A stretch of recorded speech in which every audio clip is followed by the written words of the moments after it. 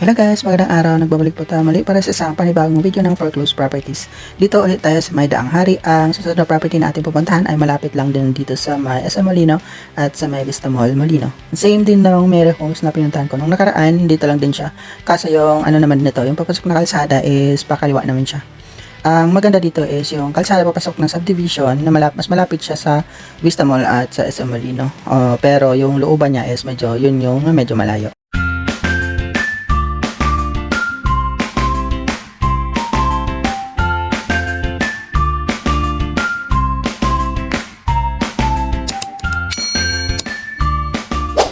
Ang subdivision nga natin pupuntahan ngayon ay ang Elisa Homes. Dito lang din siya sa May Molino, Bacoor, Cavite.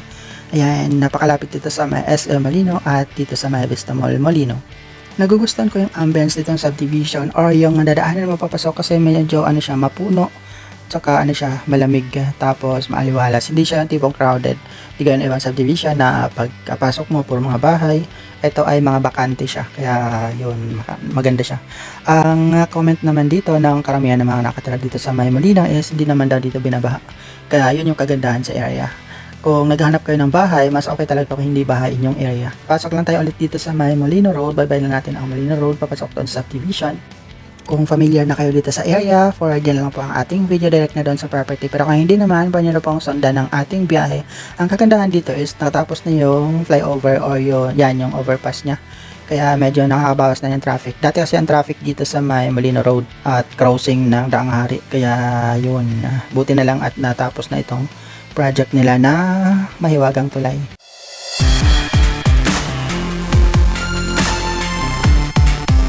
Maraming salamat po sa mga patuloy na nanonood at nakasubaybay sa ating mga videos. Para sa bago pa lang sa aming channel, click nyo lang po ang subscribe button at ang notification bell para update kayo kapag meron tayong bagong upload. Maraming salamat. Sa mga hindi po nakakaalam, hindi po tayo agent or connected sa pag-ibig foreclosed properties. Kagaya nyo lang din kami na nagbibid para makakuha ng sariling bahay.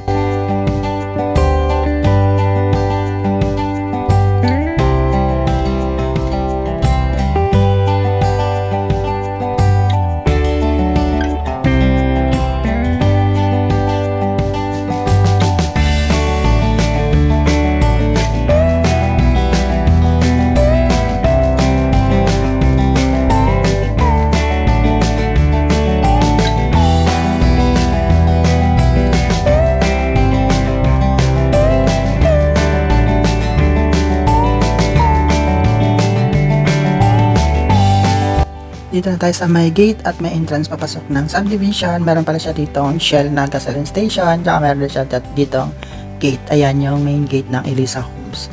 Yung kalsada nga lang dito ay hindi ko nagustuhan kasi medyo rough road na siya. Hindi na siya or parang napabayaan na yung kalsada. Ang daming bitak eh. Pero okay naman kasi kung makikita niyo, tingnan niyo ang aliwalas ng paligid ng subdivision. Diba? Puro mga puno. Medyo distansya lang talaga itong pinaka-location ng property. Pero ang ganda dito, parang sarap dito mag-jogging or maglakad-lakad sa umaga. 'Di ba? Ang sarap ng feeling kapag malilim yung area at madaming puno. Nakita niyo naman siya, 'di ba? Yan lang is kapag medyo alanganin ka dito, parang madilim yata dito pag gabi. Hindi ako sure kung meron naman siya mga street light, may street light naman siya sa gitna ng kalsada.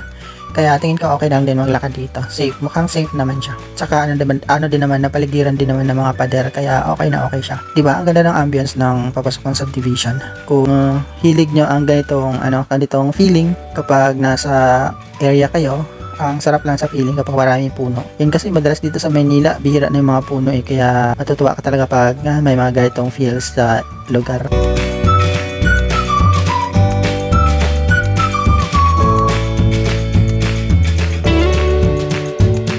Tapos, itong kalsada naman niya dito, papasok, ay dito lang siya. Ang kagandahan dito, pagdating mo doon sa pinaka-gate, meron pa siyang gate eh, pero palagay ko hindi nagpa-function na yung pinaka-gate nitong face na to. Kasi yung main gate niya sa labasan, yun yung merong guard na nagbabantay. Pero dito, hindi naman siya din delikado. Pero tingnan nyo, ang ganda ng feel eh. Diba? Ang dami pang vacant lot. Possible din na mag-i-improve itong area in the future. Depende na din siguro kung ibebenta nila yung mga lupa dito or kung meron silang mga planong establishment na itatayo dito. Pero ang ganda. Diba? Ang aliwalas.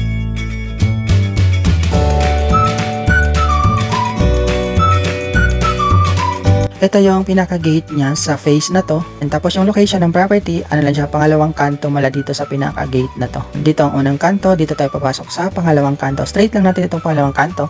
Makita na natin yung property.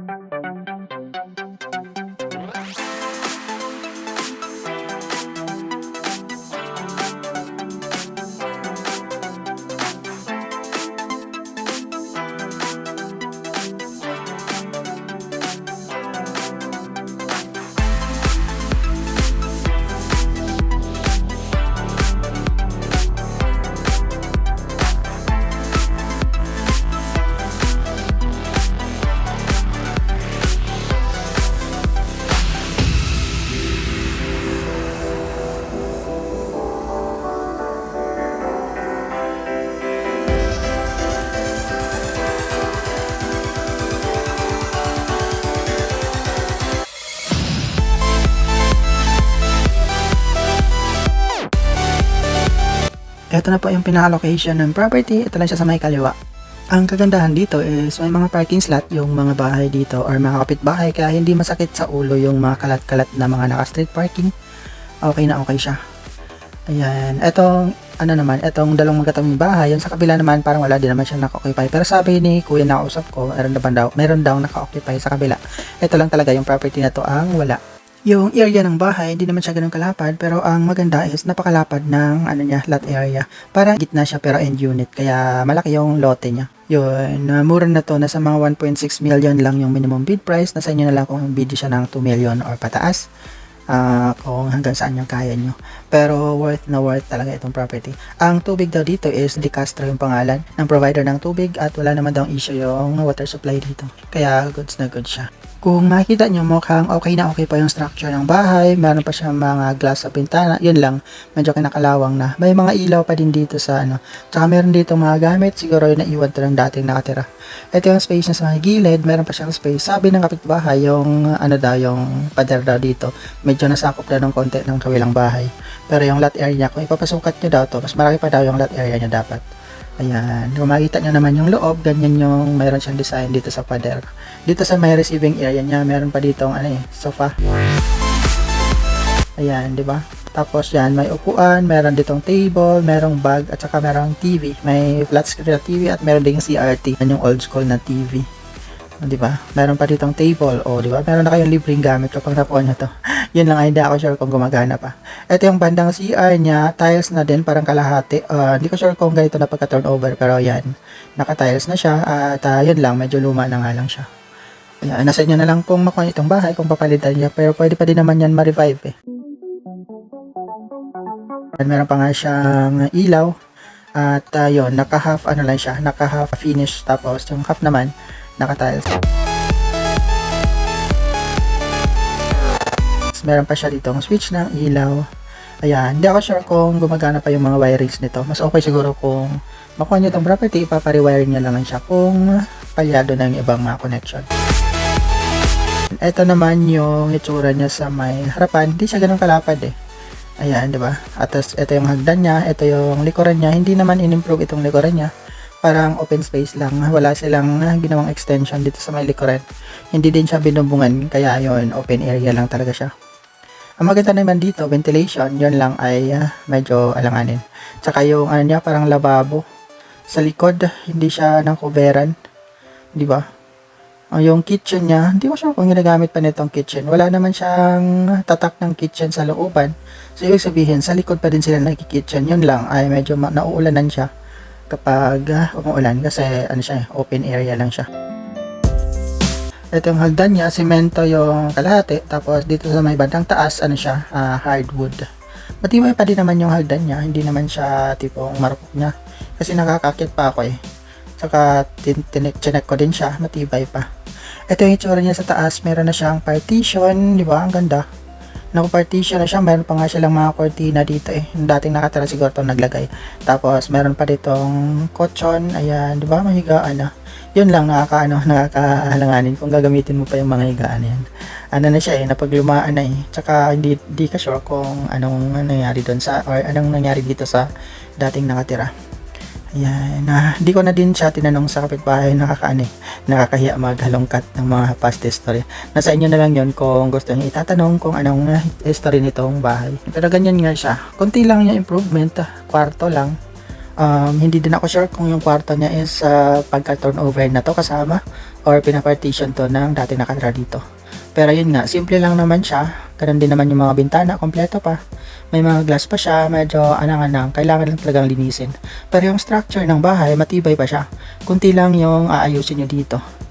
Ayan, di ba? May dalawa lang yung kwarto niya. Kung ipapa-extend nyo itong bahay sa harapan, pwede kayong mag-add ng additional room.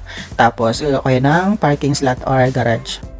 Ito naman yung view niya sa may gilid, katabi ng kabilang kapitbahay, yung may bakod. Ayan, medyo malawak pa yung space niya dito eh. Okay na okay pa, pwede pa siyang gamitin. Tsaka dito meron siyang sakit ng ilaw sa may bandang hagdanan. Tapos yun nga, ganito siya. Tingnan natin yung view dito sa harapan. Kung makikita niyo siya dito, ang lapad, di ba? Ang ganda tingnan. Yun lang, kapag ipapa-extend niyo itong bahay at paligyan niyo ng garage at additional second floor sa harapan, medyo hindi na siya ganito yung view. Pero sa ngayon, okay na okay naman siya. Ayan, di ba? Ang lawak. Yan, maliit lang din na itong kwarto. Sakto lang talaga yung 2 rooms na ginagawa dito. Di ba? Yan, gaya nga ng sinabi ko, medyo di din ganun kalapad talaga yung area nitong bahay. Ang bonus mo lang dito is yung malaking space sa harapan at yung additional space sa may gilid na pwede kang magpapa-expand ng mga kwarto or ipapa-expand mo mismo yung buong bahay. O diba, additional gastos nga lang, medyo marami-raming gastos din talaga yung gagawin mo dito kasi wala naman siya masyadong improvement na ginawa yung dating nakatira dito or yung dating owner. Diba? Pero yung mga sakit, mga switch ng ilaw at mga bumbilya, kompleto pa siya eh. O diba? Ganyan yung parang maganda dito kasi medyo professional yung mga nakatira dito kapitbahay. Di ko lang din sure kung yung mga kapitbahay dito yung naglagay ng mga sirang gamit sa bahay or yung dating gamit to ng dating nakatira. Yun lang, itanong nyo na lang siya kung sakaling makuha nyo itong property. Tanong nyo na lang din sa kapitbahay. Hindi ko na masyadong hinalongkat. Nasa inyo na lang yan kung kayo makakuha nitong property.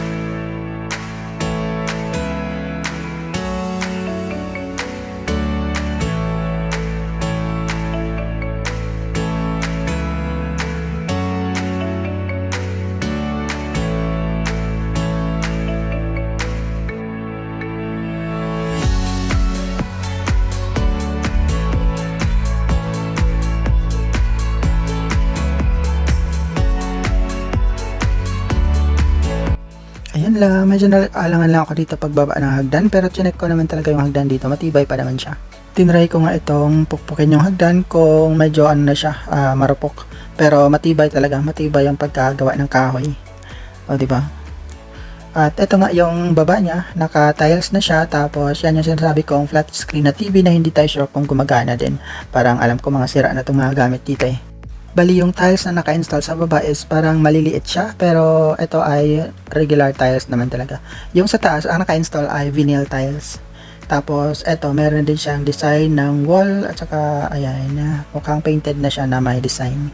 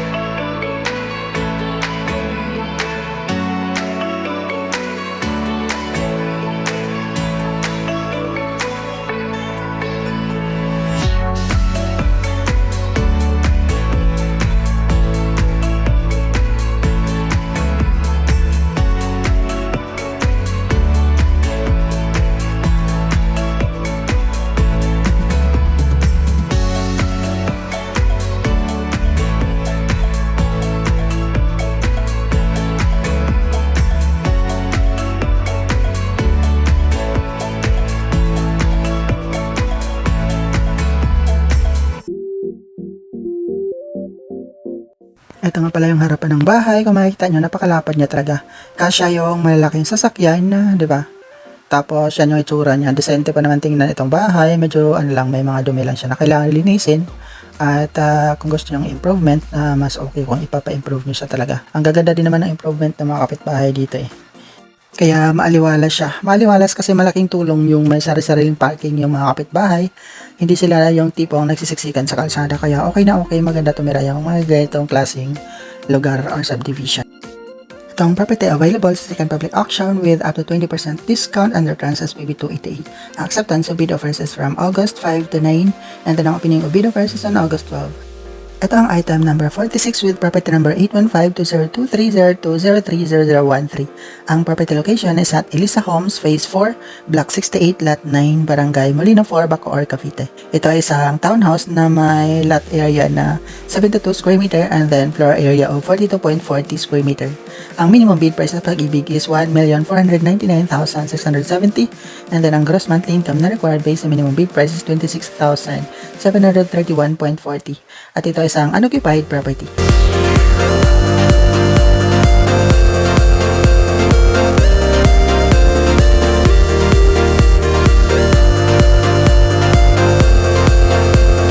Ayun lang, pauwi na ako. Kung gusto niyo sundan ang ating biyahe palabas, pwede nyo pong sundan. Pero nakita niyo naman kung paano ko siya pinuntahan kanina. Papasok dito, kaya okay na siguro yun. Dito ko na lang tatapusin ang ating video. Maraming salamat sa panonood. Hanggang next time po muli. Ingat tayo palagi and God bless. Good luck sa bidding.